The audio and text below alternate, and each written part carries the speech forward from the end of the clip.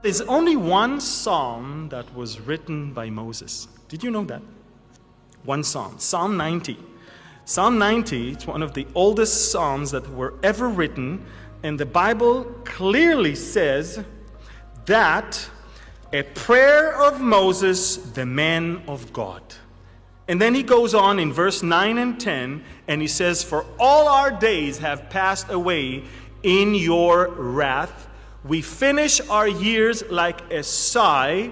The days of our lives are 70 years, and if by reason of strength they are 80 years.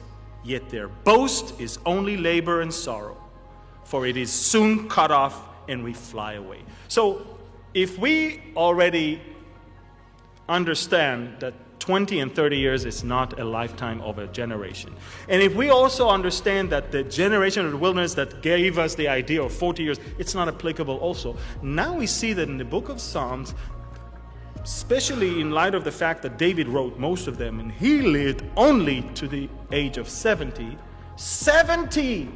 maybe 80 in the good case, is a lifespan of a generation. Interesting, very, very interesting. You can clearly see that 70 to 80 years lifespan for the past 3,000 years was probably the case.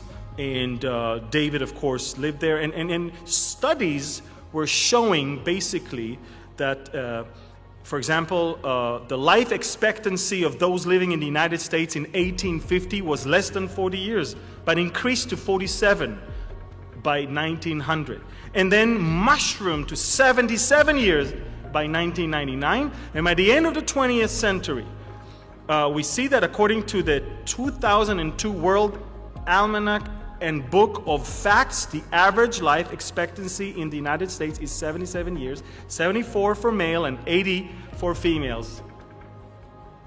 Wow. You can live without us, we can't live without you. But it's interesting, for Israel it is 79 years, 77 for males and 81 years for females.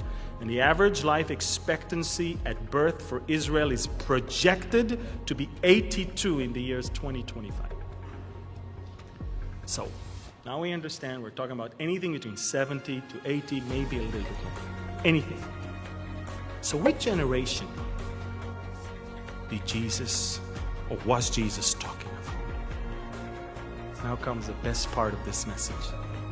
See, some people think, some teachers, they think that when Jesus talked about that generation shall not pass away, he talked about Israel.